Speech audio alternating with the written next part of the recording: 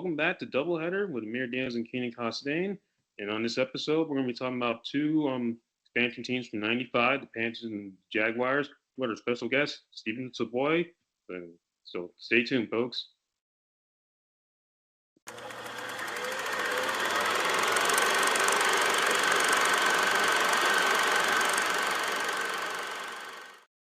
All right, y'all. So, welcome back to another episode. So today we're going to talk about the Redskins and the Carolina Panthers from 2015. Stephen Silvoy, it's happy to have you on today, sir.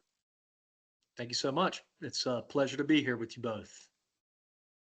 Yeah, absolutely. So, Definitely. Amir, let me ask you this: what do you remember from the Panthers 2015 season?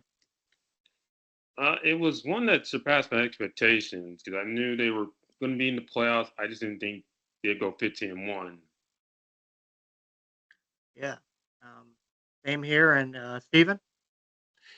Yeah, it was that was just such a memorable run. I remember week one, uh, the Houston game that Cam went over the top, one of those runs, and just like it's just seemed like every game after that, including that Redskins game, it was just like something amazing happened, and there was just that feeling every Monday. You were just so energized and knowing that just there was something special in the air about that team. I mean, I some of the best memories I've ever had just as a fan came from that year. Yeah, that's a great way to put it. So, without further ado, we're gonna dive into this matchup between the Redskins and the Panthers. So, pre-game note. So, as you know, from the both of you, the game took place on November 22nd, 2015, and the start time was 1 o'clock. The stadium location was Bank of America Stadium, which you see down below, and the location, North Carolina, and the attendance was 74,418. Television distributor was Fox Sports. And Amir, feel free to help me on these commentaries' name because these are there is a lot here. So Thome Brenneman, Charles Davis, and Tony Suga Saragusa, Saruga Yeah. Saragusa. Saragusa. His nickname was the Goose. Yep. And The then Goose. Tom Brenneman. Yep, Tom Brennan. Brenneman. Yeah. Yeah.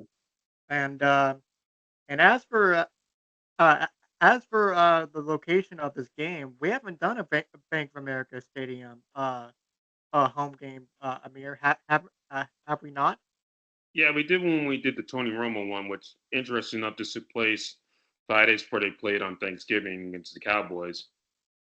Yeah, and that was in Dallas, right? The- Yep. the- Mhm. yeah. So, but we I haven't think done a Bank of America Stadium one yet. Yeah, we did one when Tony made his first start against the Panthers. Oh, okay, okay. Mhm. We did do that. So my apologies there, folks. So there you have it when it comes to the pregame notes. And now introducing the quarterback of the today's matchup, which is Kirk Cousins and Cam Newton. So Amir, I'll let you go first. Kirk Cousins, what is uh what is the stat line looking like going into today's matchup? Well, he's doing pretty good. I mean, in fact, he's one root from that. You like that game, and amazing enough, Washington's in first place in rather mediocre NFC East, or second place behind the Giants, who had a bye week, rather. Yeah, for sure. So Stephen, like, Cam Newton, you talked a little bit more about the Panthers 2015 season a little bit in the intro. So, what are some of the expectations for him going into this Washington game? he was. I think this was the game where everybody started to pay attention to Cam being a legitimate and a like MVP candidate. I think we were just kind of plodding along. He was so polarizing. I loved when he did Superman. I loved when he dabbed.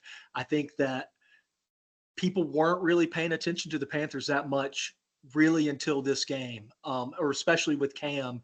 It was still the knock on him. He was a running quarterback, but he came in and this game, he just started slinging it all over the place. And I mean, Amir touched on it. I mean, like the Redskins, they were loaded. This was a good team. They were loaded. Yes. Deshaun Jackson, Jamison Crowder. Alfred. I think Alfred Morris might have got hurt in the game, but Jordan Reed, Pierre Garçon. I mean, they had Cousins wasn't the Cousins of the last couple years then, but he could still sling it around a little bit. So, this is when Cam really kind of took the reins and people really started paying attention. And I think this is when he kind of leapfrogged everybody into the MVP talk. Yeah, for sure, absolutely. So if you take a if you as I look up the Redskins record, or at least from the last game, they won 47-14 against New Orleans, they they did what they had to do with their team, like we said, Steven and Amir. So I appreciate that analysis. Yep. So And that Washington team for 2014 won 4 games. The Panthers won 7 games.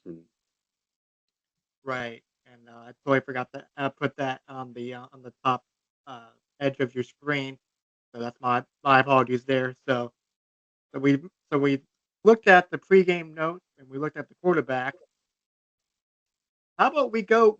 How about off we go in Bank of America Stadium? So the Redskins won the coin toss and deferred. The Panthers to receive the opening kickoff. So the first quarter starts with the Kirk Cousins pass incomplete, deep middle intended for Deshaun Jackson, and is immediately intercepted by Kurt Coleman and returned for 28 yards. So right out the gate, y'all, Panthers are looking good already. Kurt Coleman just seemed to always make big interceptions for that team that year. I mean, those guys, whether it was him, Josh Norman, I mean, they were just all over the place.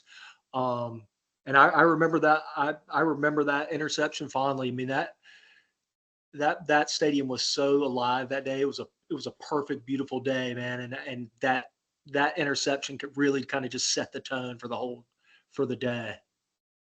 Yeah, Yeah, absolutely. Kurt Coleman, I thought should have made the Pro Bowl that year.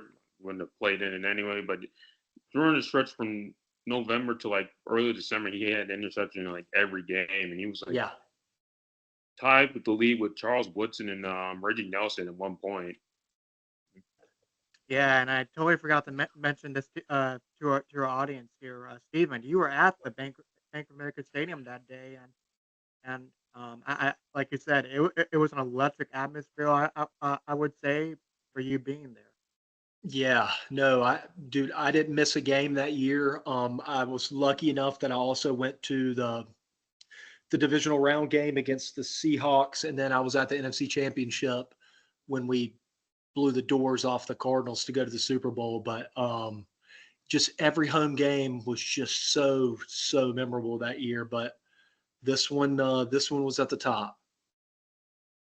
Definitely. So back to the game at hand. So Cam Newton pass complete the short middle to Devin Funches for 13, and Cam Newton pass complete to Mr. Jonathan Stewart. And here is a clip of the commentary clip. What's the problem for them?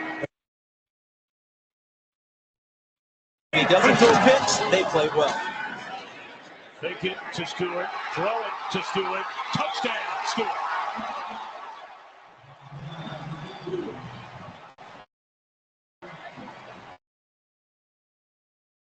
And when you hear the comment, and when you hear the commentary, Stephen, since you weren't able to hear that, what are your initial thoughts when you hear the commentary from Fox?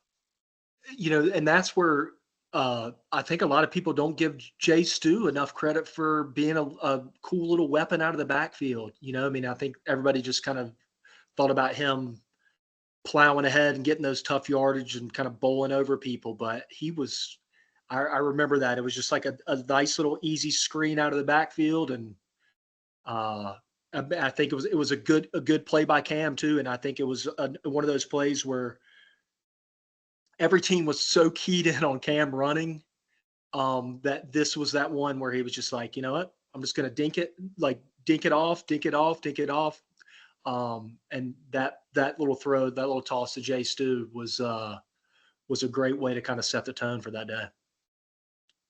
Yeah. And so they got off to a blazing start right out the gate. So, but, but hold on here.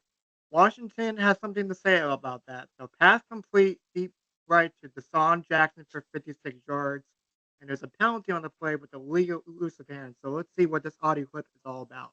Yard line of the NFC South.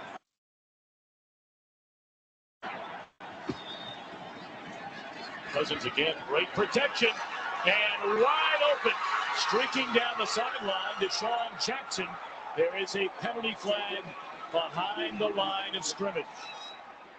There's Josh Norman, and he's got his hands in the face of Pierre Garçon. But Deshaun Jackson, all he did was take off and run right past the nickelback.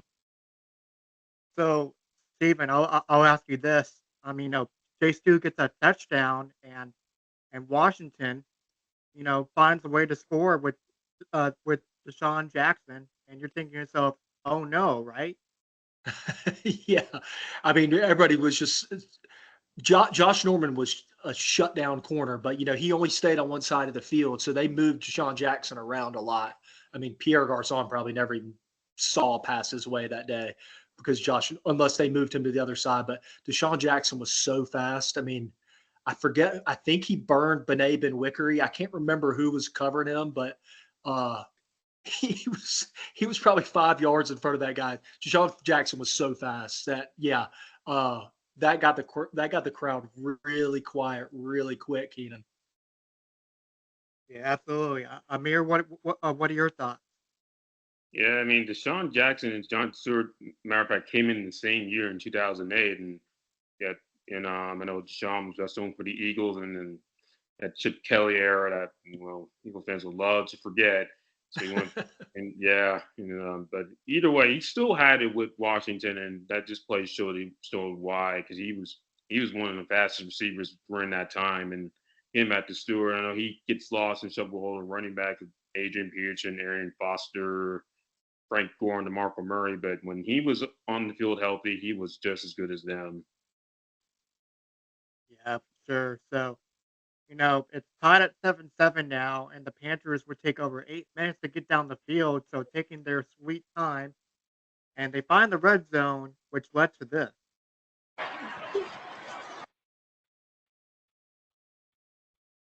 It is play action.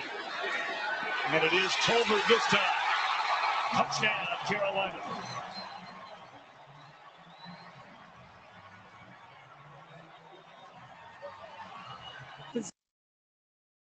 I just love to hear that one song that they play, a boom boom boom boom. So, Boom, boom, boom, boom. Yeah. yeah, Yep, the intro to NCS New Orleans, they played that song. Yep. that's also true, and it's another score for Carolina to be to make it a 14-7 game, and shortly then after this happens with Washington. That allows for the play action down inside the 5. Andre Roberts from the goal line with some running room. The 25, the 30, crossing the 40, across midfield with a man to beat. And Andre Roberts will take it the distance for the Washington touchdown. 99 yards. How about that? 99 yards to the house off a kickoff return. So, fellas, we have a game all of a sudden. It's tied. What are your initial thoughts? Anyone can start. It's been exciting for first quarter. I mean, we've had 28 points, and I never seen this on my dad's tablet because I was on my way home from Alabama when this game occurred, and I was like, man, it's like a lot of scoring. We're not even through the first quarter yet. Yeah. I remember Andre Roberts. He was just like one of those return guys that back in the day, he could take it to the house every time. I think he was a local kid. Like maybe he played at the Citadel or Coastal Carolina. Like I feel like he was a local kid too. For some reason I thought that return was like 101 yards. I think he had like a back foot in the end zone. They probably only gave him credit for 99, but yeah, he saw that hole and he hit it. And yeah, it was the same thing as that Deshaun Jackson. I mean, Keenan, Amir, we were just like, the crowd was just boom, boom, boom. Everybody was having the best time. It's 14-7. We were ready for the D to get on the field, see TD and Luke and Josh Norman and Kurt, all those guys. And it just sucked the air out of the stadium again. So I just remember we were all looking around at each other, like going like, what do we got to do? What do we got to do? Or it's just going to be back and forth all day. Yeah, Right. And getting back to Andre Roberts, he's from Columbia, South Carolina, and you hit him nail it. He's from the Citadel, and also Mike Tilbert, Coastal Carolina. So that's right. Carolina That's team. right. Mm-hmm. Yep. And one of your fullbacks from that time period as well. Sorry to interrupt you, Keenan. No, you're fine, and you guys are absolutely correct. I mean, think about it, folks. The Panthers at this time are 10-0, looking to keep their undefeated season alive here. It's tied up, and let's see what happens in the second. So the Panthers are looking to find some great momentum heading into the second until a Cam Newton sack. It was the first play of the second quarter, and all of a sudden, this might be a close game, going forward. And but say no more with 10-17 in the second, Cam Newton to Greg Olsen. And as Greg suffered a hit, which turns into a penalty, which is an unnecessary roughness call on Washington. And when I went back to look at that play, I was like, man, that's tough. So, I bet Stephen, you saw that play thousands of times on the jumbotron with that Greg Olsen hit. Yeah. You remember any of that? Yeah, I do. And like for some reason, and I might be wrong because I was so lucky to go to so many games, but I feel like there was a pick six right there, or it might not have been that throw, but I think that they had a pick six that got called back, and it might have been because of that penalty, and maybe not. You're yeah, right, I mean, because he got hit, and then the guy caught the ball, and the ref was like, no, come back. That's what it was. Okay, yeah. I mean, Greg Olsen was. I mean, of all the bad draft picks and bad decisions that Panthers have made throughout the years, I mean, I think we got him from the Bears for like a third or a fourth round pick, and I mean, he'll go down as one of the greatest. I mean, he has to have his name on the wall. He'll go down as one of the greatest tight ends of all time. But yeah, that was scary, man. Because and we were so lucky that year until the Super Bowl, where people stayed healthy. And I remember when he took that hit, it was just like, oh no, we need him. There's no way we'd even come close to getting to the Super Bowl without Greg Olsen. For sure. And Amir, what are your thoughts? Yeah, I do remember seeing that play later on, and I saw like, man, you're a Panthers fan, your heart just skipped the beat twice. He does it, pick six the other way, star player goes down, and then referee throws a flag and says unnecessary roughness on the red from Washington, and then also Greg recovered, and you're like, oh, because then when there were so many. This team, luck is rarely on their side, but that season it was on their side in the regular season. Most definitely. So with that in mind, it leads to another Carolina drive, and for about 2 minutes, which they found the red zone once again.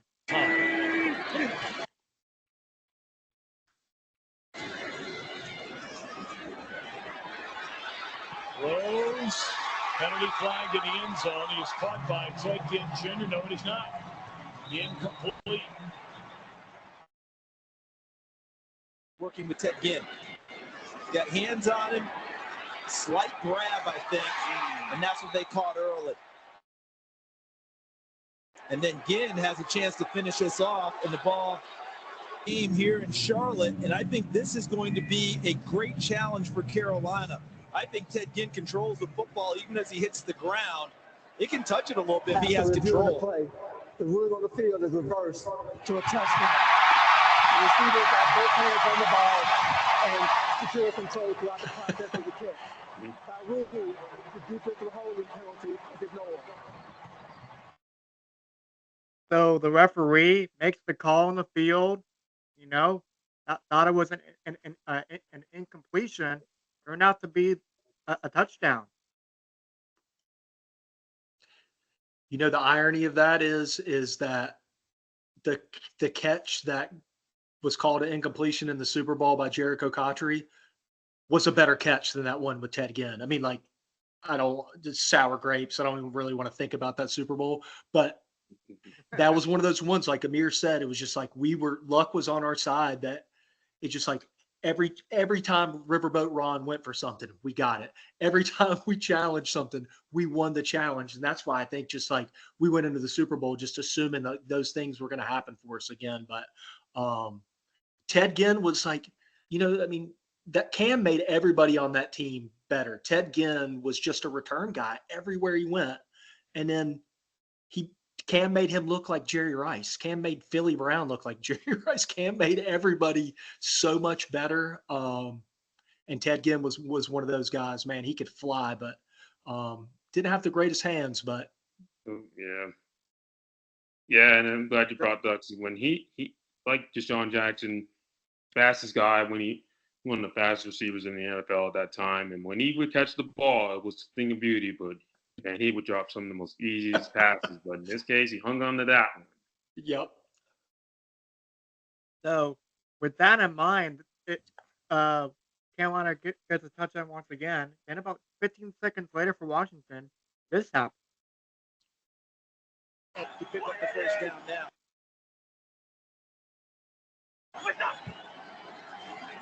Well, they pitch it to Jones. He leaps over one defender. Ball's loose. And it looks like the Panthers have covered it up. They have. So Jones for the 5th time this year. I think that was Coney Ely that did a strip sack or hit somebody. I believe you're correct, Amir. You can clarify. Let's see. That's not it. I do know that was a fumble on Matt Jones, and he got to a pretty good start, but then fumbles came in, and no, that's not it. Yeah, might not. Yeah, Okay. Luke Kuechly forced that fumble, and Tom Davis covered it. Yep. God. Yeah. Luke. God, yep, I remember those stats. Yep. Mm-hmm. So, which quickly led to this. 3rd and goal. Newton throws it. Touchdown, Carolina.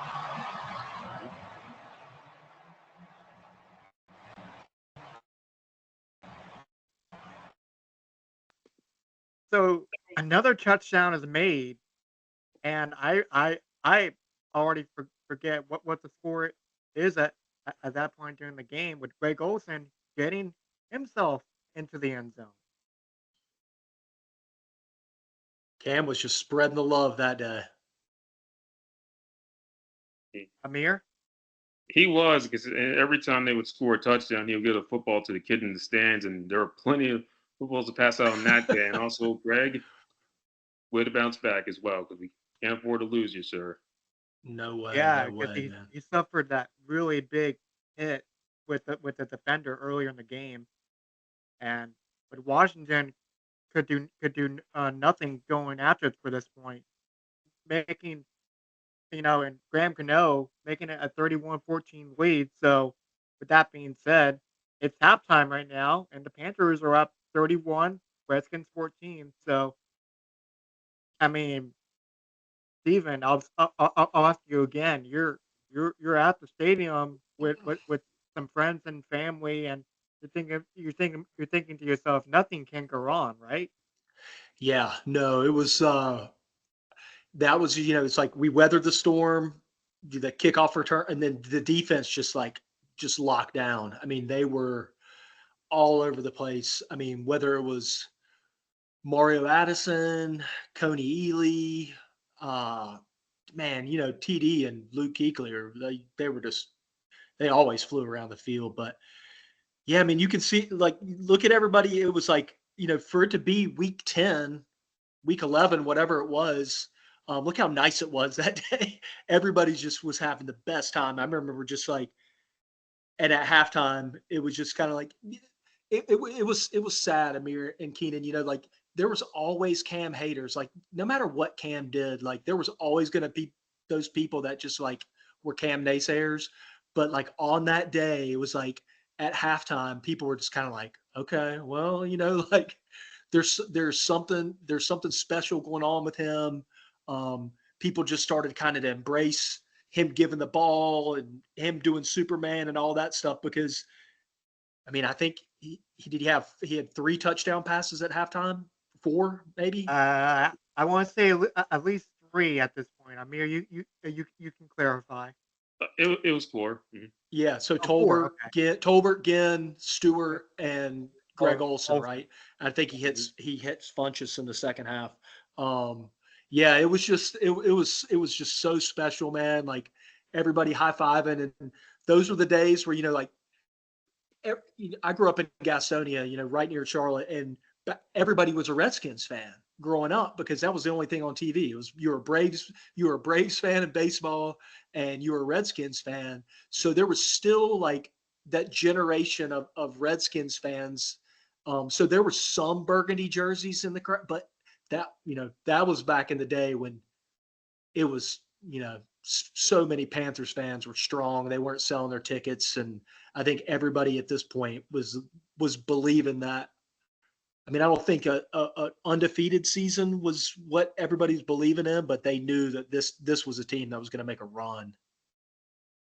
Definitely. And Yeah. you brought up Washington because before the Panthers came along, you would get usually the Washington game on TV and maybe the Falcons because, I-85 and, of course, the Cowboys are America's team and all that. And so you do see a lot of some pockets of Washington fans in Charlotte or in the Carolinas. There's a reason why. There's the reason. But then by going to the Panthers, this is like one reason why we enjoy being a fan. Moments like this because, we wish we could get that today where we can dominate a team and be up big at halftime. In this case, not only be up big at halftime, but then like basically dominate from here on out. Like so many games where they have a big lead, but then have to sweat it out towards the end. Yeah, and let's just see if they can keep this momentum up. Excuse me. So the third quarter rolls around. It's much the same for Washington actually, and this is not the start that Kirk Cousins wanted to see. I was not impressed by the way this Washington team came out walking in the second half. And on the very first play from scrimmage, a big hit by Ben Wickery, forcing another Cousins fumble. So Kirk Cousins gets sacked right out the gate, and for Washington, you're saying to yourself, what else can go wrong, right? Yeah, I mean, and not the way to start the second half. And keep in mind, I mean, I know they're 4-61 in the game, but they're still half a game out of first place in the NFC East. So it's again that division wasn't exactly anything to write home about, but Washington can leapfrog the Giants if they can make a second half rally, but that's not the way to do it. No, that's definitely not the way to do it, and feel free to chime in, Stephen. Yeah, no. Again, like Ben Wickery. I mean, there was always somebody just making these little plays, and it's like it seemed like whether it was Mike Shula on offense or, or defensive calls, it was just like everything just seemed to go right. And I think like players like Ben Wickery were somebody always was stepping it up. Yeah, and I think right then with that sack, we were just like, all right, this is going to blow out. And it's going to be fun to watch. Yes. definitely, which led to a Carolina recovery, and they turned out to be in great position already. So, And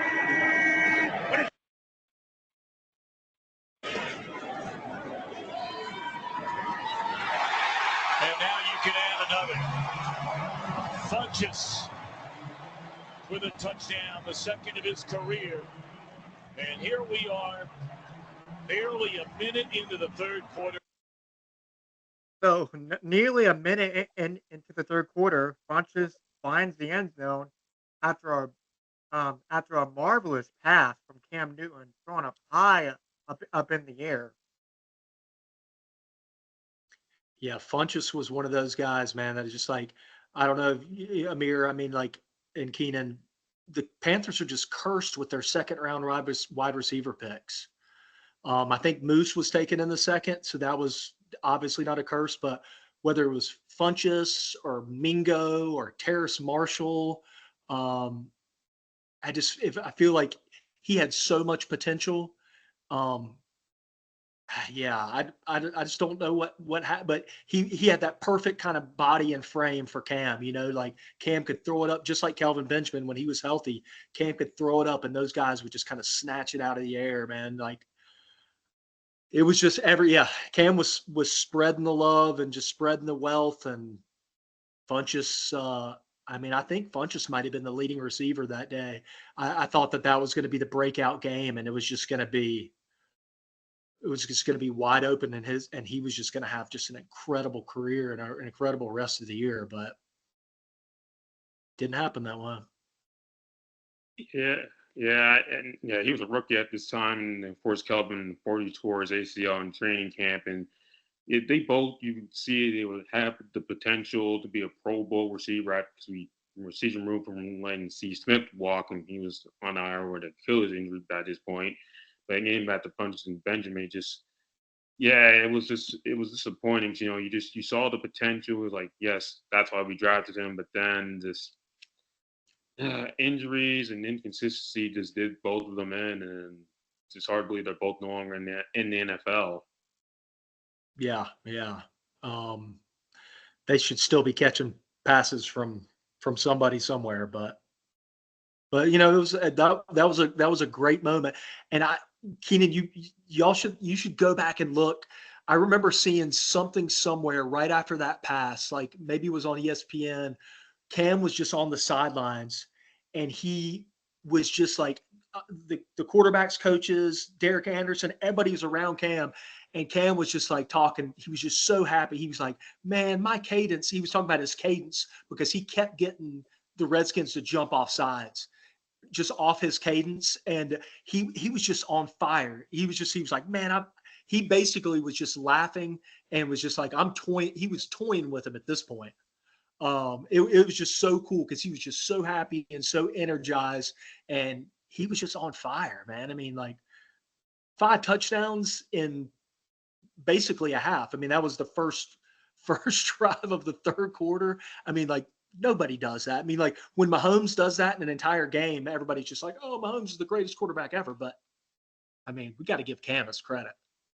Yeah, give him his flowers for sure. I don't understand why people disrespect Cam the way they do, and you know, and we all know what happened a couple years later with TJ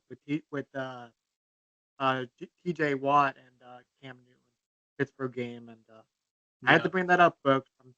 I had to, but you know We'll be talking about Pittsburgh later on, so you're good. Right. But anyway, for Washington trying to respond with anything at this point, and I don't think from this moment that's going to change. So let's see. More turnovers for the Redskins in this game than rushing yards. Oh my goodness. That's a man who had the strip a moment ago. Washington Redskins fan. Our thoughts and prayers to his family. First down, sack. And it just can't get any worse, right? Let's see. First down, blitz coming. Reed across midfield. And now he fumbles the ball. And the Panthers aren't going to whiff again. It is Kuechly who covers it up.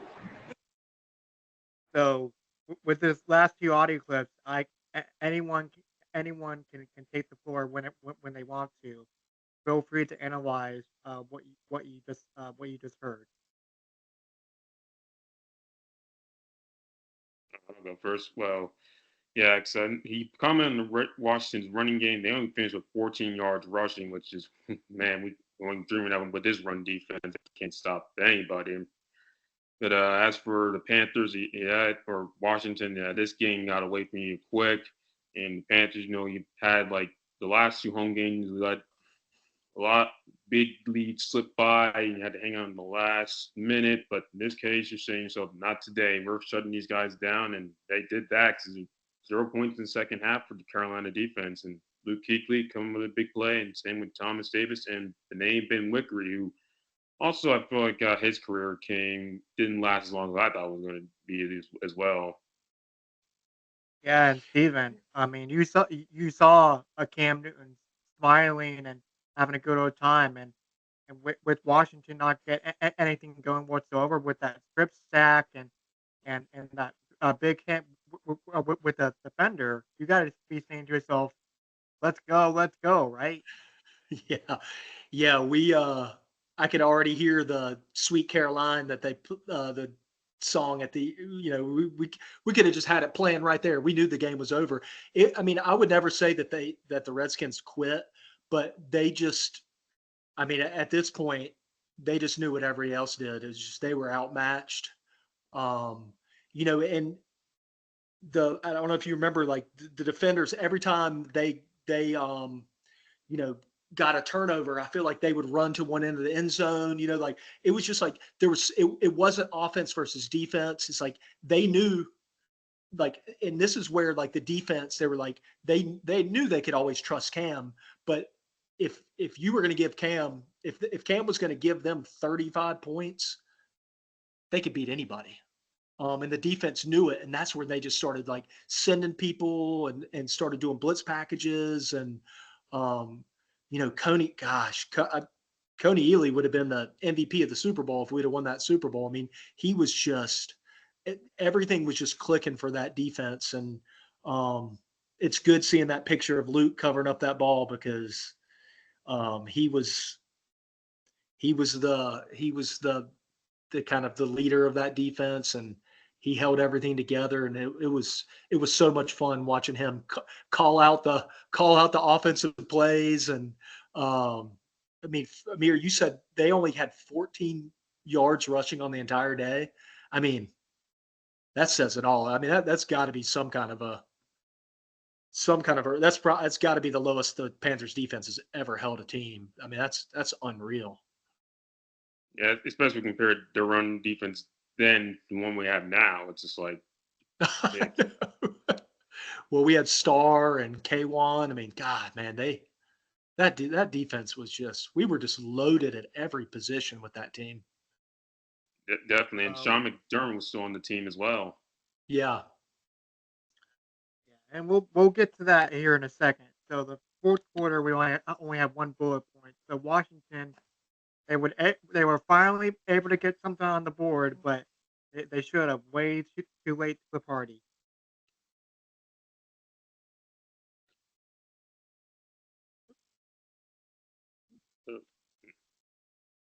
Okay, I don't know why this audio clip is not playing, folks, but it turned out to be a safety anyways, and oh, here it is. Snapper, right? Snapper, that's right. Gordon just going to run it around and take a safety. Unless the clock just simply runs out. Nobody's trying to tackle him. But now he'll step by the end zone, making it 44-16. We had to gift him a couple points. That was an early Christmas present. Yeah, that was an early Christmas present, despite this game being on November 22nd of all days. But with that, it was a 44-16 victory. Carolina wins it, and let's go over some player stats. And For Carolina, Cam Newton, 21 for 34, 246 yards, 5 touchdowns. Jay Stu with 21 carries for 102 yards, 1 catch for 12 yards and a touchdown. Devin Funchess had 4 catches, 64 yards and 1 touchdown. And Kirk Coleman, earlier in the game, had 1 interception on the day. So um, either Steven or Amir can either go first. So what are your thoughts on the Carolina Panthers player stats here? So the stats don't tell the whole story. The highlights do, but you're a Panthers fan. This is what it's all about. It's like, yes, going to the game, seeing our team dominate from beginning to end, and seeing our offense bow out and our defense shut the opposing team down.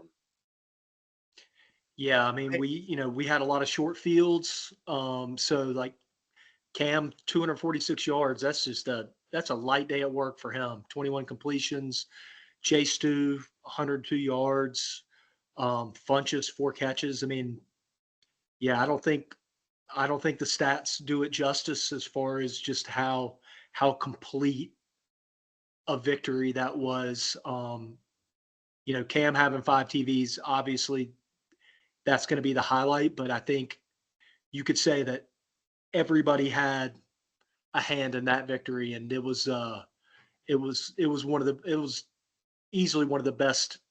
Like so many of those games were so stressful that year. This was finally that one where you could just sit back and be like, "Oh my gosh, this is amazing!" Just like the NFC Championship, it was just like, man, you can just having fun and just singing and high fiving people. It was just a great day for the offense and the defense.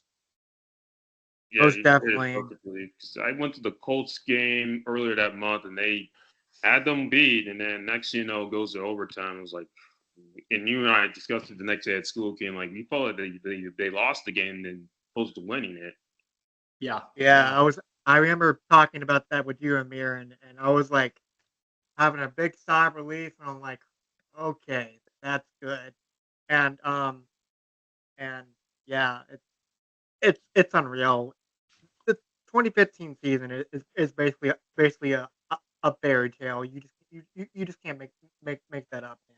Nope. But well, when it comes to Washington side, 22 for 30 for Kirk Cousins, 207 yards, 1 touchdown, 1 interception, and lost 2 fumbles on the day. And Deshaun Jackson had 5 carries for 87, 1 touchdown, and Andre Roberts scored returns for 177 yards and 1 touchdown. And you're right, guys. The player stats don't tell the whole story. And if you're a new guy looking at these stats, you got to be saying to yourself, like, and you're looking at the box score, it's like, wait a minute, this can't be right. I'm like, oh, it's right.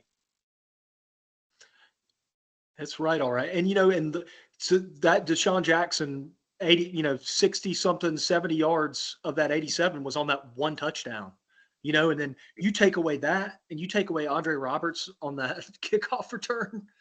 They didn't do anything. Yeah, so they were non-existent from that point forward.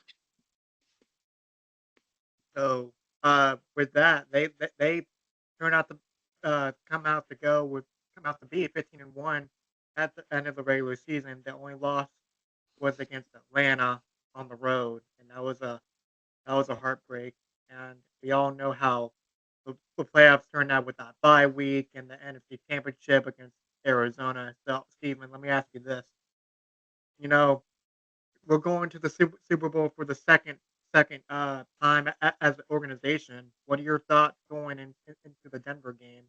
Do you like our Did you like our odds? Did you like our chances despite having the injuries per se that took place? Yeah. I mean, that worried me a little bit because, if you're going in and Philly Brown and Ted Ginn are your primary weapons, and Jericho Cotchery was good, but he was a little older by then. Yeah, I mean, I was worried about. I didn't watch Denver a lot that year. Obviously, and I wanted them to take down the Patriots just because I hated the Patriots, but I also wanted another shot at the Patriots for revenge for Spygate. But that's a whole nother story for a whole nother day. But I remember being a little worried about and it came to fruition about Von Miller and DeMarcus Ware with Michael Orr and the human turnstile, Mike Remmers. I mean, I can still see Von Miller running by both of those guys just running right through Mike Remmers. I still thought that I just thought Cam would pull. I had just thought Cam would pull it through. We had so much faith, and we had throttled Arizona. I just thought that Peyton wasn't Peyton Manning anymore. But it's just that game. It was like everything went right for 15 games, and then everything went wrong in that game. Like Josh Norman had a pick six that just hit him in the chest. Josh Norman never drops that. The Jericho Cotchery call got turned back.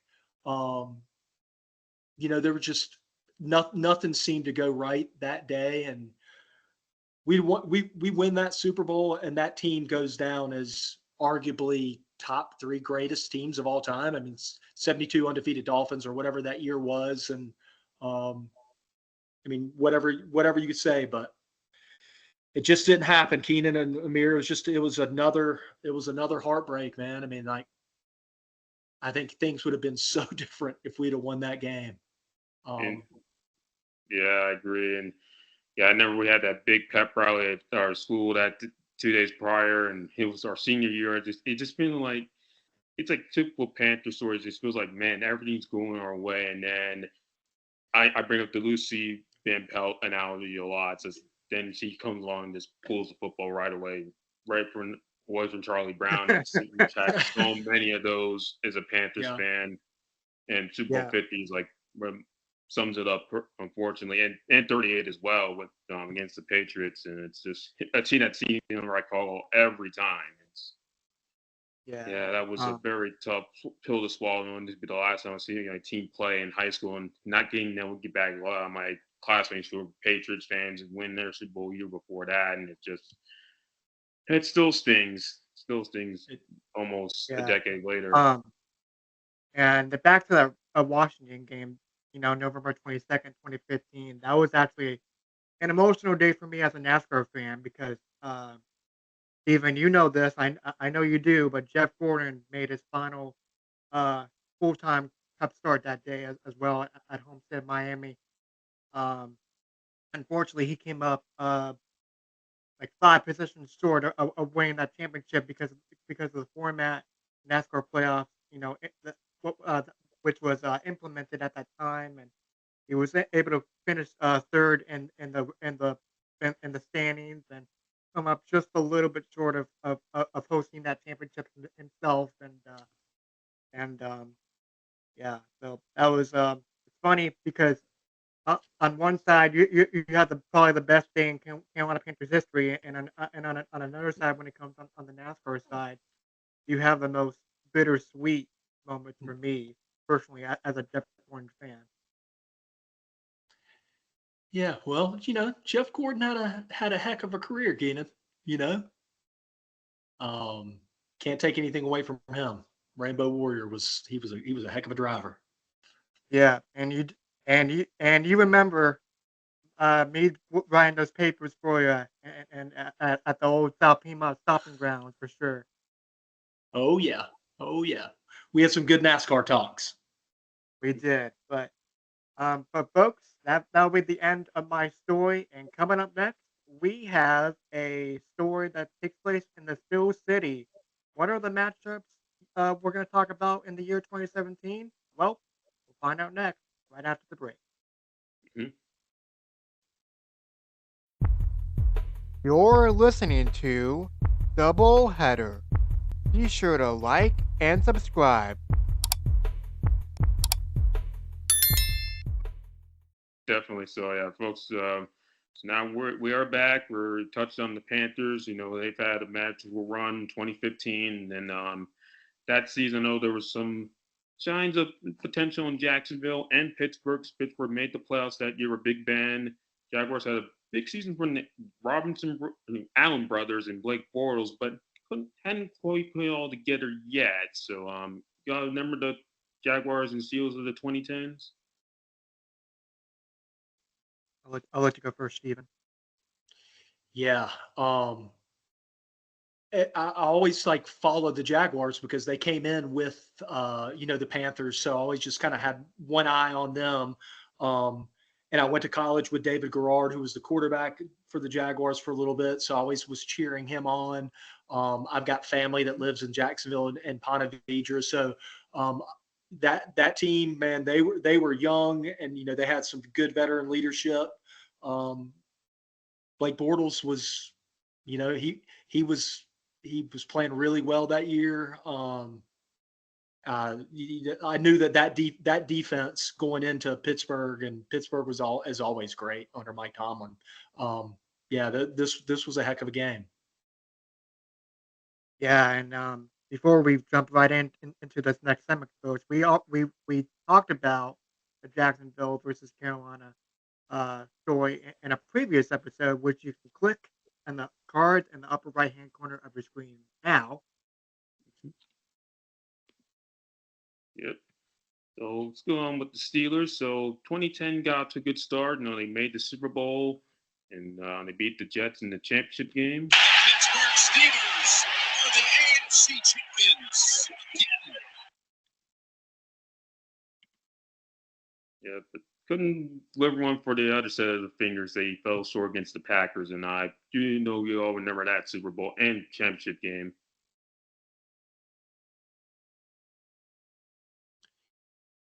Yeah, that was a good team.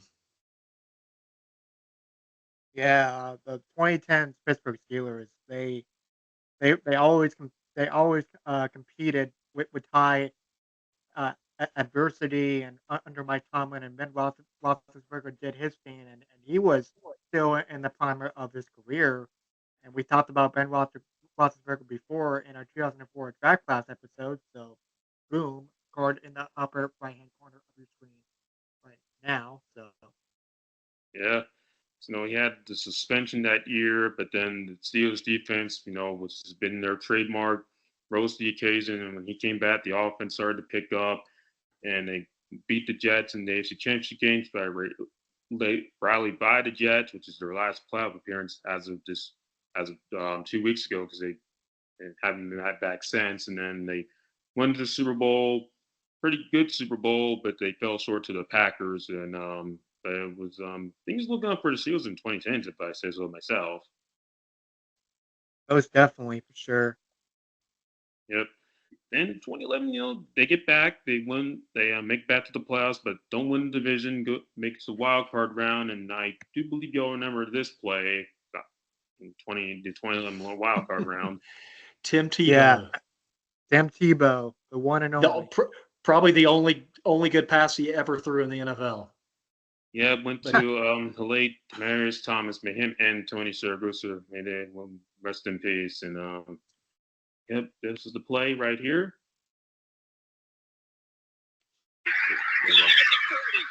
It's Thomas at the 50. Stipper got him great at the 30. To the 20. Thomas to the 10. Fingers going on the New England. They win it on the first play of overtime. Yep, Charles Navid, Jim Nance on the call for that and the championship announcement. So, yep. Yeah, heartbreaking loss for the Steelers in that game. Yeah, it certainly was. I remember watching that Denver Pittsburgh game on TV, and just to see Thomas take it all the way to the end zone with that beautiful throw from Tebow. I mean, as you know, Stephen, I'm also a Cleveland Browns fan as well, and you know how Pittsburgh and Cleveland are divisional rivals, and you too, Amir, obviously, and I was rooting for the Denver Broncos that day for sure.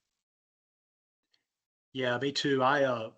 My cousin, who's like a little brother, he actually grew up playing Pop Warner with Tim and played high school with Tim at Nice. And I went and saw them in the state championship down in Florida at the Orange Bowl. And I knew, like, I think Tim had like 6 touchdowns as a high school senior in the 4A state championship game. I knew he was going to be the perfect quarterback at Florida. My cousin always said he threw a great ball. Like, it was always there where you needed to. And that ball that he threw right there to Demaryius Thomas in stride was that was a backbreaker for the Steelers.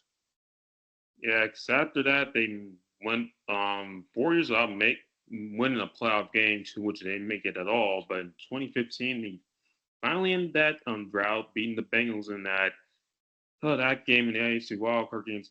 That was infamous for a Bengals fan, but he was able to win that game. But next two seasons, or afterwards, they would lose to the eventual Super Bowl champion Broncos the following week and the Patriots the following season. And there was a lot of talk going around in Pittsburgh that they're underachieving because they have a loaded offense, but just postseason, there's just been lack of success, which has been the case with a lot of teams, not named a certain team in New England. Yeah.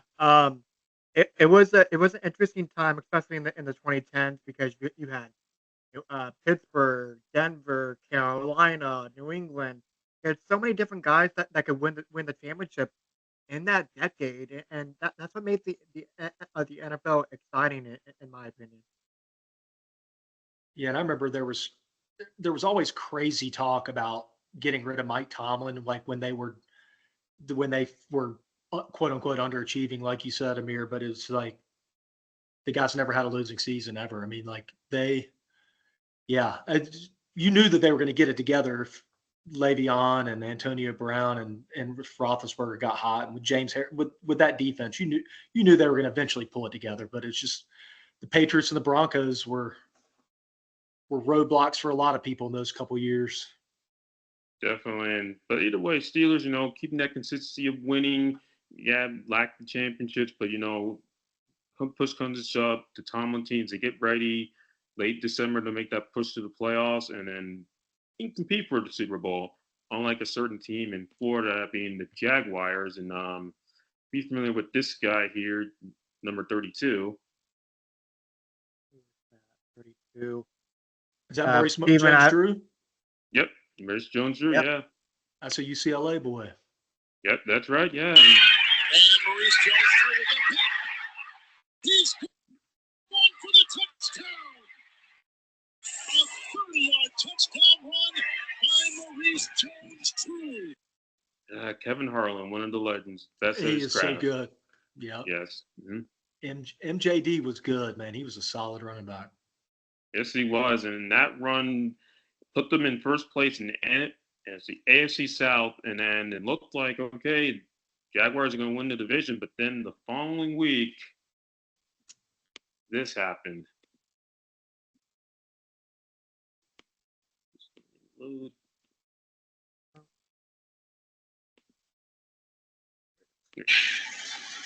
rolls it along. This is a 21-yard touchdown. Oh yeah, I never seen that live on TV. Was it Josh? Who blocked that, Amir? It was actually an onside kick they were going for, and that was Josh Scobie.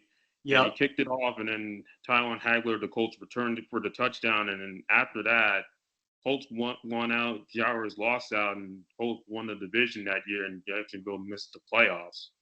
Oh man. Yeah, and then after that, between 2011 and 2016, they only won a total of 22 games, and they fired two coaches in season. One being Jack Del Rio and Gus Bradley in 2016 after a 3-11 start, or 2-12 start. Excuse me.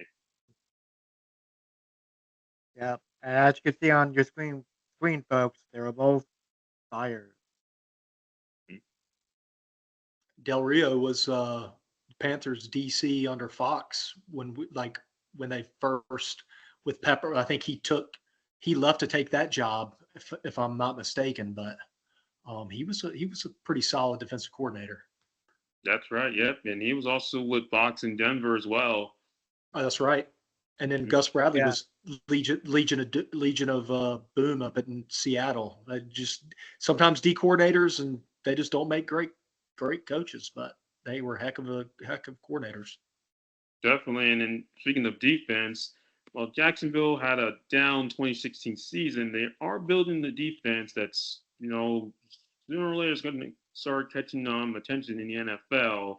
You recognize Jalen Ramsey, Yannick Ngakoue, but say that correctly, Barry Church, Telvin Smith, and it's unfortunate the AFC South, Andrew Luck's doing with injuries, Titans and Mariota's doing with injuries, and then Texans, their quarterback situation and head coach situation is not looking promising despite 2 playoff appearances. So Jacksonville could be a team to look out for in 2017. Yeah, and they certainly they certainly was, if you want to go even further, they definitely improved for sure. And I bet you Stephen can help me elaborate on this. Yeah, yeah. I mean, like you knew Jalen Ramsey was just going to change the whole face of that defense, and I feel like they had some good veteran leadership. I think Calais Campbell was on that team. Yep, yes, he was. Um, Yep.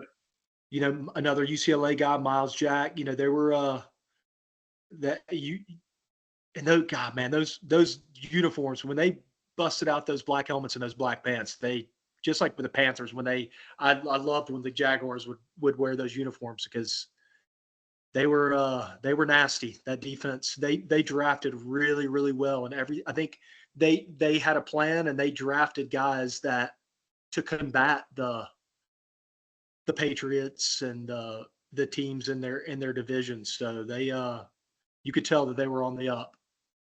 Definitely. And through 4 games in the 2017 season, you see flashes. They dominated Houston.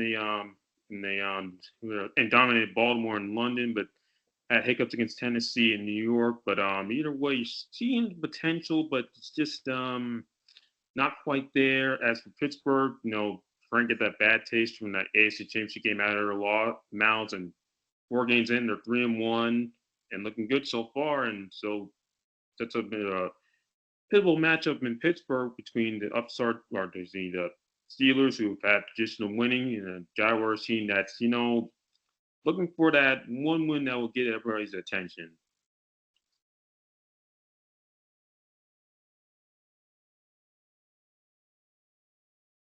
This would be the one to do it. You go anytime anybody goes into Pittsburgh, it's going to be a tough game. Oh yeah. Yeah, Speaking most of definitely for game, sure. guess who's going to be on the call? Kevin Harlan and Rich Gannon. Okay. Yep. So yeah, Dude. Kevin Harlan. I know we'll be talking about him in a future episode, but we did touch on Rich Gannon in our one episode not too long ago. If you don't want to see that, you can appear on your screen right now. Right.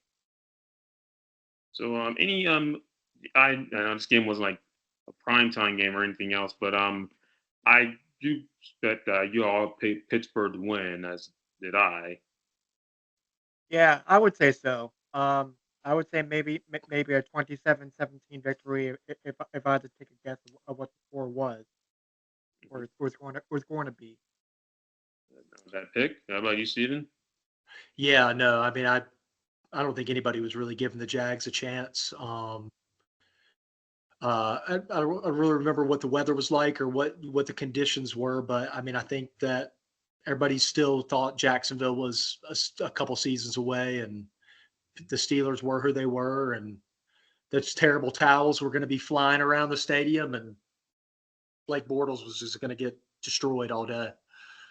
Yeah, Blake Bortles would show flashes. Like 2015, he had a very good sophomore season, 35 touchdown passes, but then 2016 reverted back to his rookie status, and then keep in mind he also lost Allen Robinson, like second play of their season in Houston, so he's gone for the year, and they do have a running by the name Leonard Fournette, who's starting to play like a first round pick because he's been dominating the running game.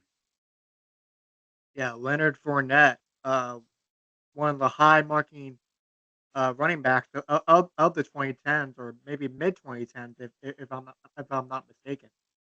Yeah, and same with Le'Veon Bell. He was starting to hit his stride here, and then Antonio Brown, when he wasn't causing a steer, he was, he can make athletic catches like it was like Odell Beckham. Yeah, I thought Leonard Fournette was going to be the next. I mean, he still had a decent, he had a good enough career, and really helped the Bucks that one year with that Super Bowl with Brady. But that's the year that the Panthers got McCaffrey. McCaffrey kind of fell to us. I mean, I think that I had heard Dave Gettleman wanted to trade up to get Leonard Fournette, but I'm glad that they didn't. I don't think you draft running backs that high, but he was a monster at LSU, and he was the kind of running back that you need to go into if you're going to try to win a game in Pittsburgh. Yep. And one more thing on that draft class, TJ Watt was part of that as well. He was rookie in 2017. Good class. Yeah, I would agree, definitely. So moving on to this game in Pittsburgh. Pittsburgh gets the ball. See here. They get 7 plays, 72 yards, but can't get in the end zone, but they have a reliable cure by the name of Chris Boswell. So 3-0 Pittsburgh. So far, so good. So far, so good. Chris Boswell still playing with Pittsburgh to this day, and as I would say one of the most accurate field goal kickers that we have in the NFL, behind Justin Tucker and Eddie Pinheiro. Hopefully Eddie Pinheiro has plummeted down that list. I don't think he deserves to be up there with the Boswells and the Tuckers, but yeah, Boswell, he was a great cold weather kicker too. You could always rely on him. Yeah, definitely. He would make the Pro Bowl that year. And after the Steelers forced the Jaguars off the field, they get the ball back, and it looks like things are going good until this happens.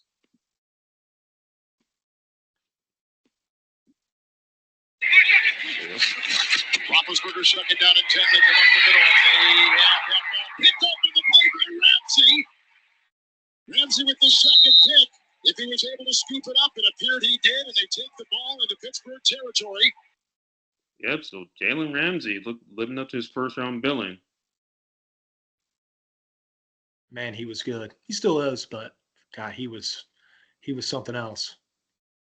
Yes, he was.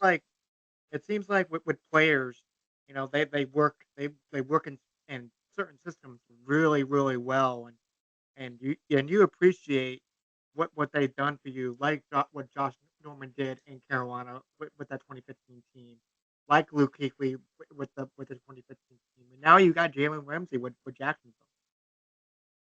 Yeah. Yeah, he was like their version of Josh Norman with all the trash talking, shutting down receivers, and I know he and what's his name, AJ Green got into a few later that season, and Jalen. But like I said, he lived up to his first round billing with that play. Keep in mind, he didn't play his rookie season due to an injury, which probably why 2016 didn't work out. But when he came back, he lived up to the expectations. Yeah, he was a different kind of player. So anyway, when you get a turnover, you got to cash in, and sure enough, Jacksonville did that. 8 plays, 47 yards. So who will get in the end zone? Wait, Kevin. Second throw at the 2, Leonard for that skies into the end zone, flag throw. 5 consecutive runs for Jacksonville once they get inside the red zone on that possession. So yeah, that flag will be picked up. The touchdown would stand, and what do you know? It's 7-3 Jacksonville early in the second quarter, and it's a bit surprising when you were watching this either on Red Zone or watching it on your phone via NFL Network or Google. Yeah, real quick, Steven, how do you keep up with the games now? Do you watch Red Zone? Do you have NFL Sunday Ticket? Do you watch? Yeah, when I lived in Los Angeles, I got the ticket so I could watch Panthers games. But now I just I didn't renew my ticket, but I'll watch Red Zone and have multiple TVs running, or I have YouTube TV. So if there's a Fox game and a CBS game, I'll just kind of watch it simultaneously. Or I'll just go to a bar or something that has all the games running. But you heard it right there, Amir, where he said Kevin Harlan said 5 straight runs by the Jaguar. That's how you had to beat the Steelers. Keep Big Ben off the field, run heavy, score, and I'm sure Pittsburgh didn't see that coming. Yeah, definitely. And they're gonna. Jacksonville said we got to we're going to beat these guys. We got to get the ball to Fournette, and sure enough, they did. And well, you know, they're leading 7-3 or in the second quarter, so it's still early. But you're Steelers fan, you're like scratching your head, like that's not how we drew that up. But actually, like we'll take it. Yeah. So if you're Pittsburgh, you got to be saying to yourself, what the heck happened? Yeah, for sure. Yep. So anyway, we got teams with trade punts afterwards, but then Jacksonville has the ball approaching midfield, probably can get some points out of it. But then say Blake, well, let's just say this pass didn't quite work out the way they had hoped. Oops.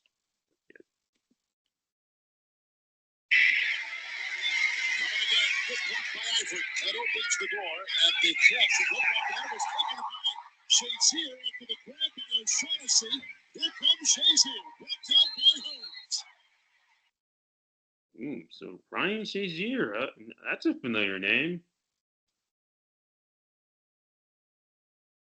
Even Forgot all about him. He was tough.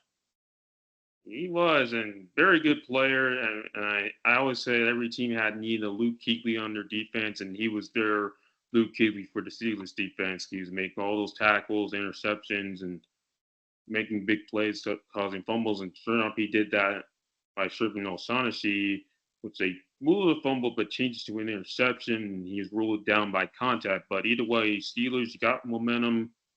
We got the ball with under a minute left to go in the second quarter, so I'd say you got to get some points out of it. yeah. You know, getting that big recovery there was huge for sure. So let's see if they can capitalize.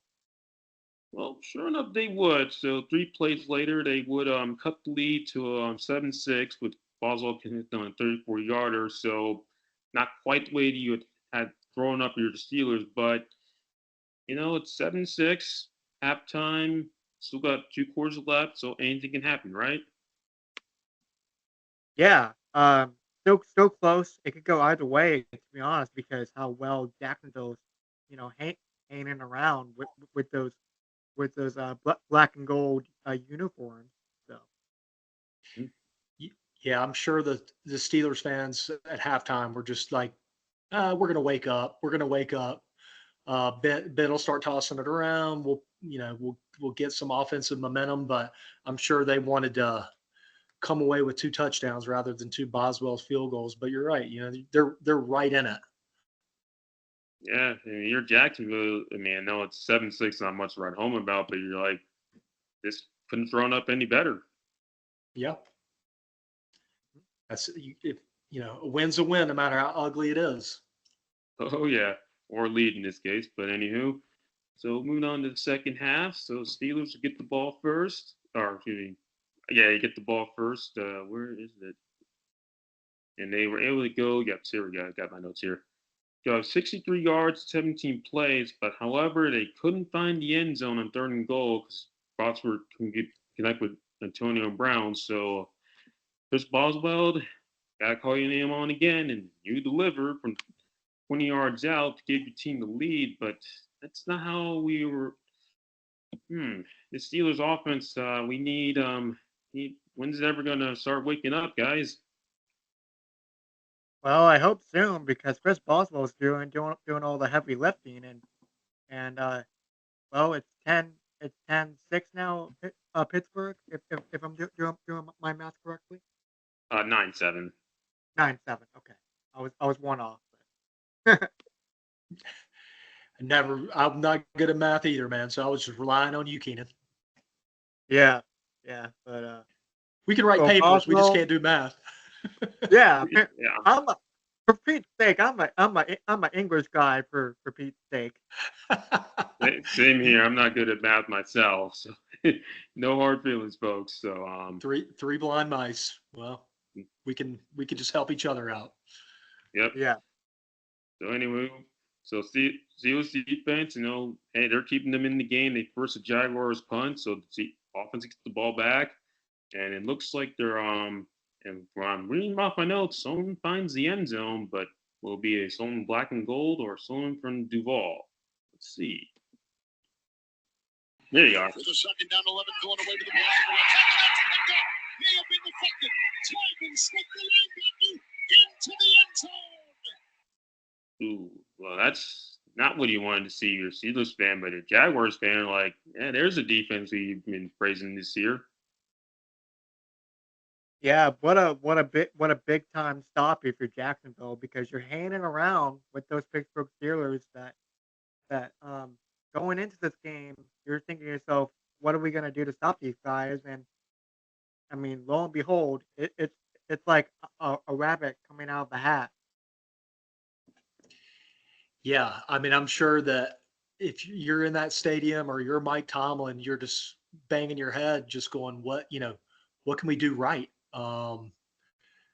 Just wait. That offense was really explosive, and it just didn't seem like anything they could get really any good momentum, and could have potentially had 21 points on the board instead of 9. And I think that's probably you keep giving a team like Jacksonville, that young, hungry team, and that defense, you give them just a little bit of life, and look what they did.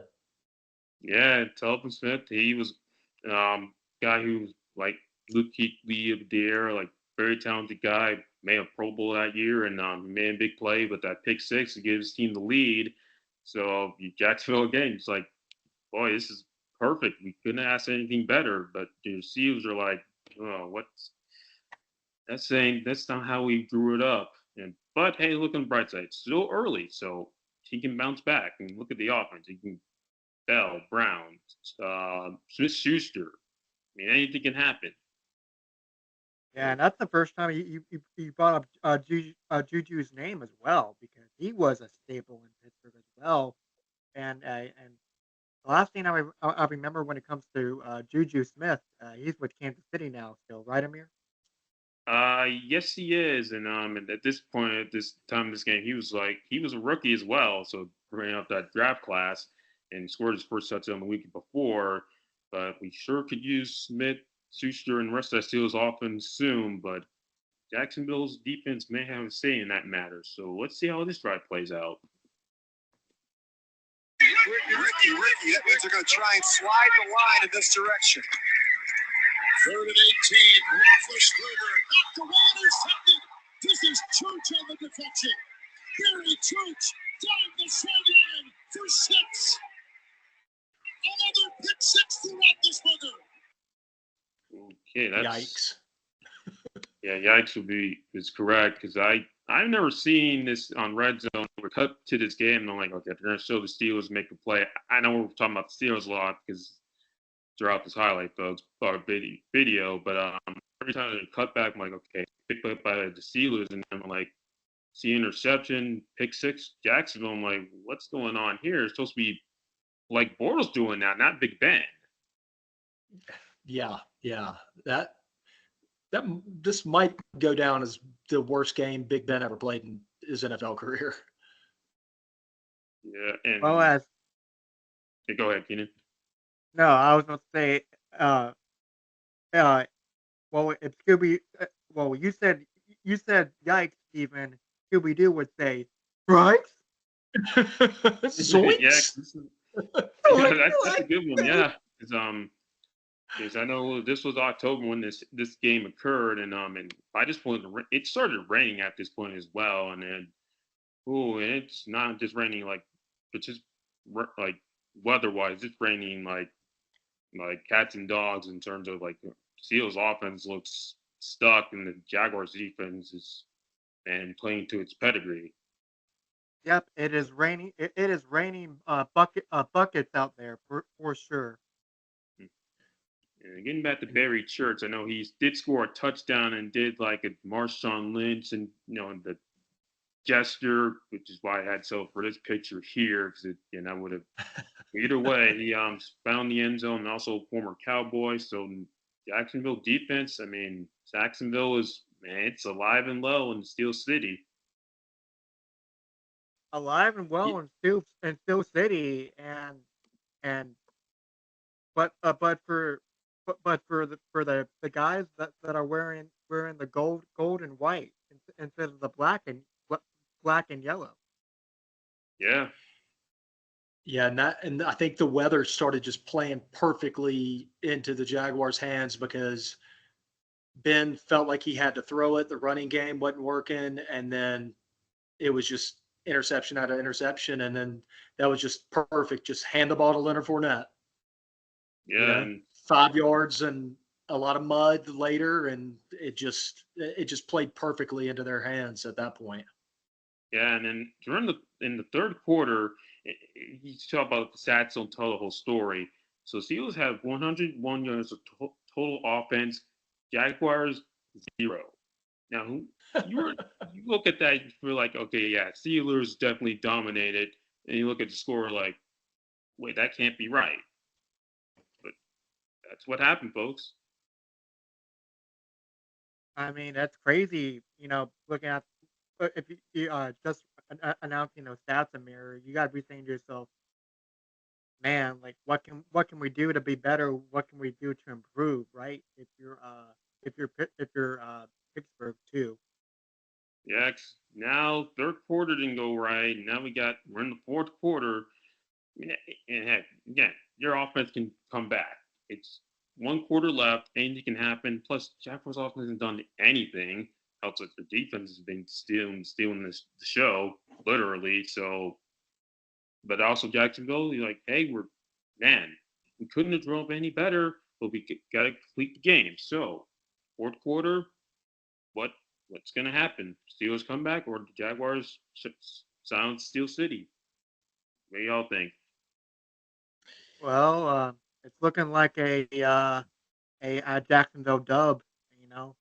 Ben Roethlisberger is having one of those types of games that you just can't control, and you just got to move on.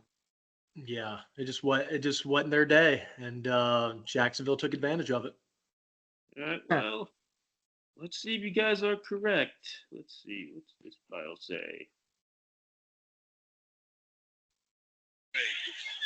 5 in the secondary. Roethlisberger, third down and 10, and going deep. And it's picked off again to Sean Gibson. 4 interceptions thrown by Roethlisberger. Don Gibson, former Cleveland Brown. I like the sound of that for sure. Man, Ben Roethlisberger with the fourth interception of the contest, and I mean, we as NFL fans do not see Ben Roethlisberger play like that at all. No. No. Talk about the tale of two games. We talked about Cam throwing 5 touchdowns, and then the total opposite end of the spectrum. You got Big Ben.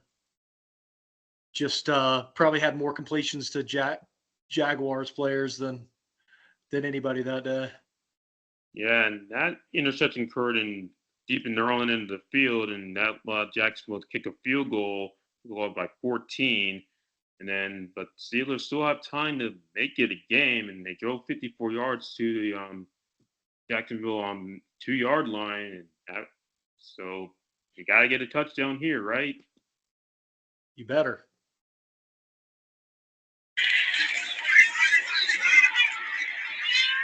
And the zone here, and intercepted back to Sean Gibson.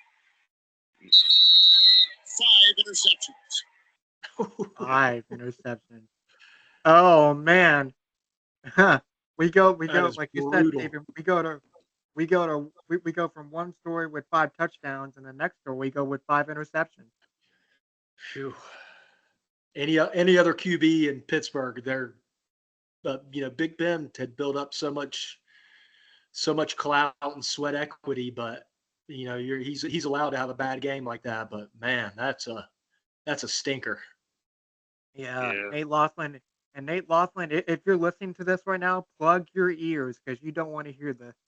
Yeah, same with Sebastian. He's a Steelers fan, and Mr. Jimmy, or any Steelers fans. I know this was one forgettable day. And then Kevin Harlan said the best: 5 interceptions, and yeah, I did not see that stat line coming when this in the week leading up to that game.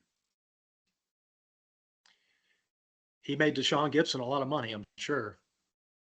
Yeah, I bet that felt sweet for him, given all the times his Browns have been burned by the Steelers over the years. But then to have 2 interceptions back to back, couldn't ask for anything sweeter. Yeah. Yep. So, all right. So, Jacksonville defense has stepped up. So, how about that running game? What do they have for us? See, Here in Pittsburgh today, 3rd and 2, 18 consecutive runs. And this one made all the way. Fournette to the house. He's chased by Davis. And Leonard Fournette racing 90 yards, and Shad Khan, their owner, coming up with one of the biggest wins since he has owned the team, obviously. Yep. I would agree with that, Kevin Harlan. yeah, He that took it kind of reminds 90. me of 90 yards to the house, Oof. and it kind of reminds me of the Carolina Panthers of today. Looks like at the moment. Yeah, we Well, brought up yeah, that running a few times in this episode, and yeah, Leonard Fournette had 81 yards rushing, 2 touchdowns, including the 90 yards you just heard. And Jacksonville finished the day with 231 yards rushing. whew. Look at it. You could tell the fans had already given up. Leonard Fournette's running towards some empty seats. Oh yeah, and then Big Ben's face also this reaction That's says it all too.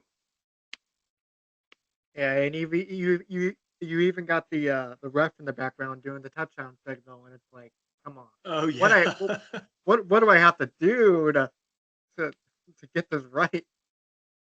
Yeah, again, I never watching parts of this on Red Zone. And every time they would cut back to this game, I'm thinking, okay, the Steelers are going to make a big play, but then beat Jacksonville. I'm like, I'm saying this, man, this Jaguars team, they're no pushovers anymore.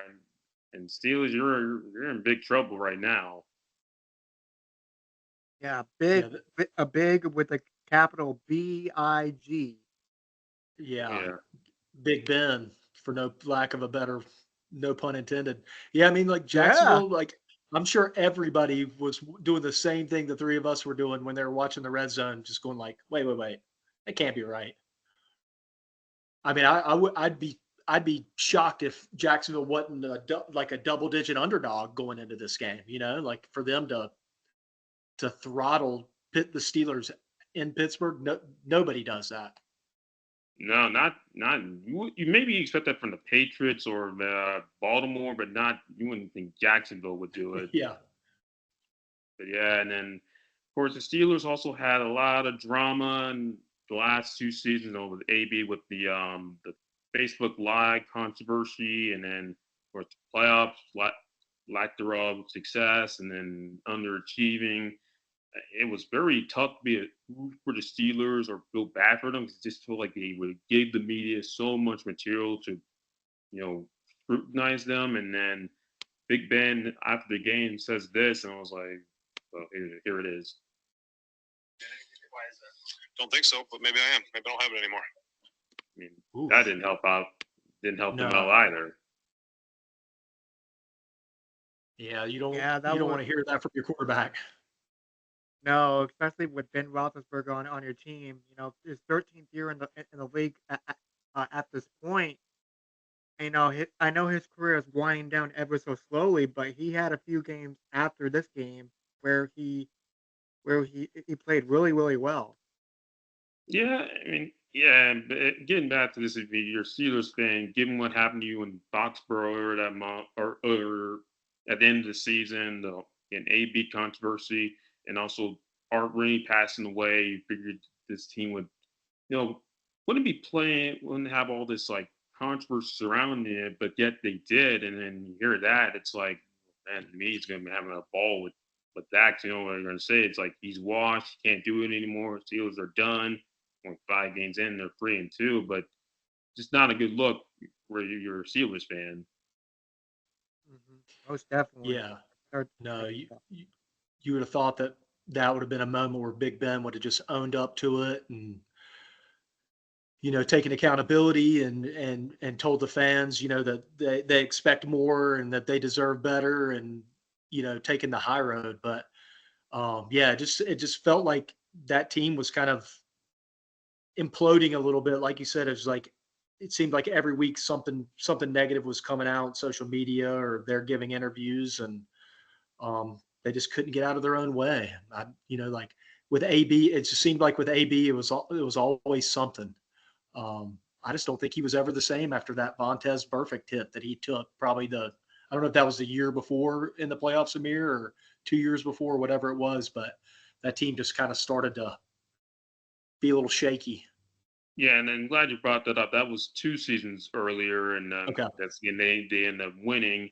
But yeah, they say after that hit, that's when AB started to just act erratically, and then you know what happened after that.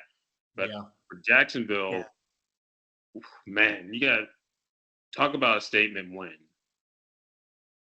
It was definitely a statement win for Jacksonville. But back to Pittsburgh, it's kind of hard to tell what I was trying to say earlier, but it's hard to tell what Pittsburgh fans want to see.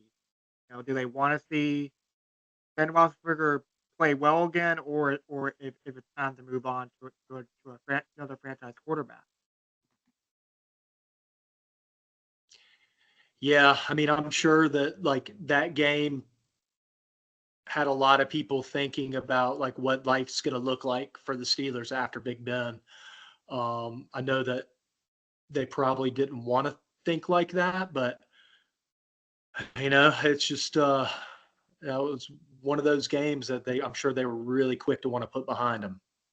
Oh yeah, but Jacksonville, this is what you can statement win, go into Pittsburgh, not only just win but dominate them, especially your defense with 5 interceptions and 2 pick sixes, and running game run for over 200 yards rushing. It's like I say they put the NFL on notice afterwards. For sure, Yeah, for sure, and like that, it had to. Sorry, Keenan. I was going to say that had to scare some other teams because they're looking at it going, we can beat Jacksonville because we can beat Blake Bortles. But then they look at that and they go, well, as long as Blake Bortles doesn't turn the ball over and, Leonard Fournette's going to get his yards and with that defense. So I'm sure that when a lot of people saw that in the AFC, they had to start thinking about, maybe when they saw Jacksonville on their schedule that year, they probably thought that was a gimme. And I'm sure Jags fans looked at this game and they were like, oh, week 4, week 5 in Pittsburgh, there's no way we're winning that, So, this definitely was a statement game for the AFC. Jacksonville let everybody know that they were there. Yeah, you couldn't have said any better. After that, they would win. Well, they would lose next week to LA, but after that, they would win.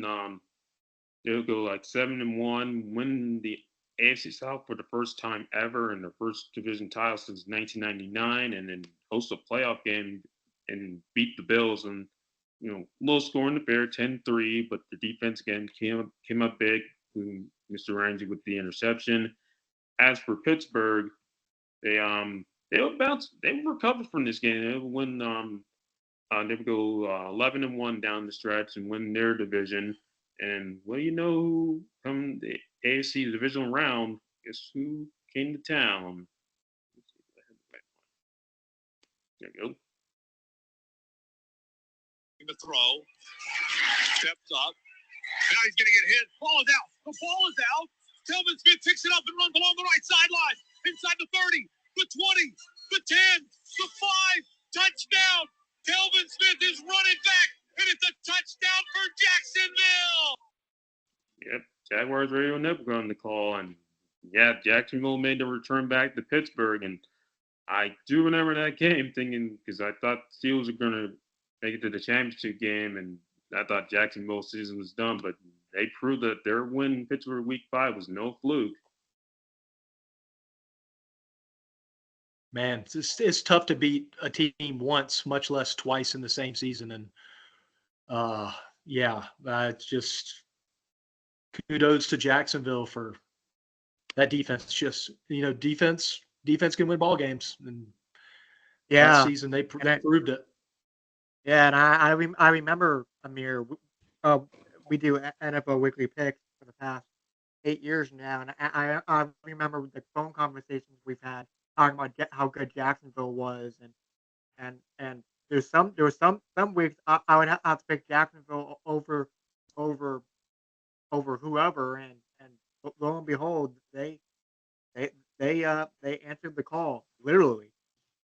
Yeah, because I know going into the season, I had either Steelers or Chiefs getting to the Super Bowl. Because again, by this point, I think a majority of the country was like saying we're done with the Patriots, given what we saw in Houston February, and by the time this game wrapped, KC and Pittsburgh were out, and I was like, oh gosh, we relied on Jacksonville to stop us from seeing another Patriots Super Bowl, and we saw how that played out. Yeah, it's weird how times have changed. New England, not the team that they are right now, and you have Kansas City, you know, dominating the dynasty right now with Patrick Mahomes and Travis Kelsey and Andy Reid, and like you said, Steven, Pittsburgh doing what they have to do with Mike Tomlin being so consistent, so smooth, behind the wheel. Yeah, he's and you look at like a team like the Panthers or even the Jaguars who have probably had 5, 6 coaches over the last 10, 15 years for each of those franchises, and Pittsburgh's only had 3. Chuck Noll, Cower, and Tomlin. I mean, like they're the model franchise. I mean, they're consistently always good, and that year was no different. I think they just ran into a buzzsaw with a hot Jaguars defense that just you couldn't beat the Patriots back then unless you could put points on the board, and uh that's unfortunately they just couldn't do it with Bortles. And yeah, I just can't say enough about Mike Tomlin. I think he has to go down as one of the greater coaches of all time. I mean, even though he only won 1 Super Bowl. Yeah, that was in his second year with Pittsburgh. Still, I'd take that all day. I'd take him as a head coach any day of the week. Yeah, because I'm trying to. The Jaguars coach with Doug Marrone, and I mean, the thing that was his first year with the team. They hadn't made the playoffs in a decade, which, ironically enough, the last time they made the playoffs, they beat the Steelers in the regular season and in the playoffs in Pittsburgh. So Jaguars have had a history of dominating the Steelers, even going back to their days in the AFC Central. So, yeah, I know they used to play in the same division once upon a time. So it's like you can't, because Jacksonville has had that success like the Steelers. It's like surprising when they have these statement wins, but when they do, they make them count. And sure enough, they did that in 2017. Yeah, I remember that game because David Garrard was the quarterback, and it was nasty weather, and it was the same thing. He ran the ball a lot as a quarterback, and they rode MJD, or I can't remember who was the running back then, but they well, I mean, like, Pittsburgh, obviously, I don't think they're going to see Jacksonville in the playoffs anytime soon, but I don't, what history would show us, they probably don't want to see Jacksonville in the playoffs anytime soon. No, with the Jacksonville's success kind of the like Jaguars have had. like the Patriots were, but getting back to that Steelers team, I know they were expected to make the Super Bowl and win it all. I mean, I thought they would, especially given all the media scrutiny they had suffered the last few years. Fortunately, that was the beginning and the end for them, because then Le'Veon had that holdout, and then he never put another down for that team. And AB self-destructed at the end of the 2018 season, and then Big Ben, he started to slow down, and that was the end of the Killer Bees. Yeah, they had a good run, but you would have thought that with all that talent, they might have done a little bit more with it, but they were, AFC was just loaded. Yeah, in AFC, I don't know what it was. I mean, just around that time, outside of the Patriots, they just couldn't get out of their own way with, turmoil with the front office, players getting bumping heads and everything, lack of playoff appearances or success, and it just seemed like you wanted to see one of these guys, not getting the Patriots, get there to pull off the bed, but they just couldn't do it. And then getting back to Jacksonville, I mean, they had that mean, who saw that coming and win the AFC South, making it a championship game that year? I mean, I certainly didn't. I don't think anybody Yeah, did. that was that was crazy how Jacksonville was able to win like that, especially clinching the division, the AFC South division champs, and over over a fantastic team like New England as well. Correct me if I'm wrong.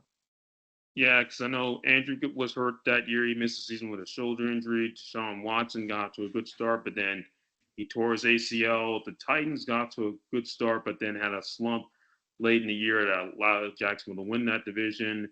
And I know Blake Bortles had a good stretch where he was looking like as good as, like, say, Brady or Big Ben. But I do know at the end of the first half of that championship game, they had the lead.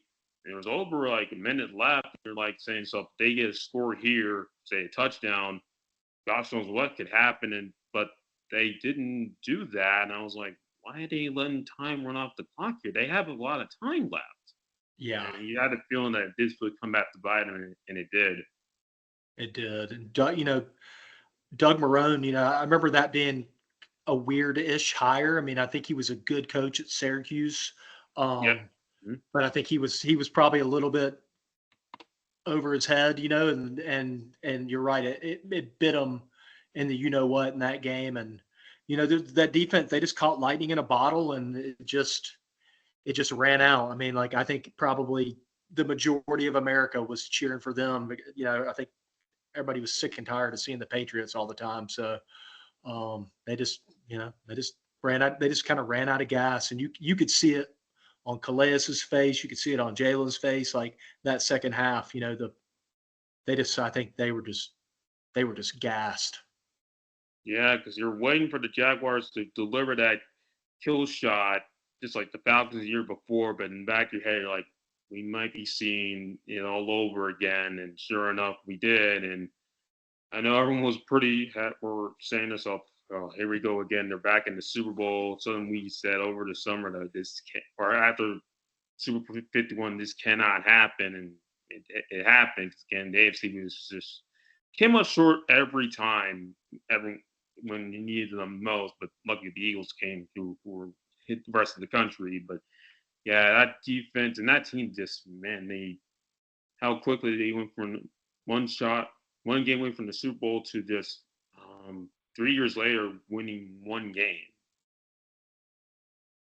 Yeah, that's and they've been to two championships, I think, right? Like they did it in '96 when the Panthers lost to the Packers, and I think the Jaguars. So I think they've only been to two AFC championships. So, say what you want about the Panthers, we've at least been to two Super Bowls, but I mean,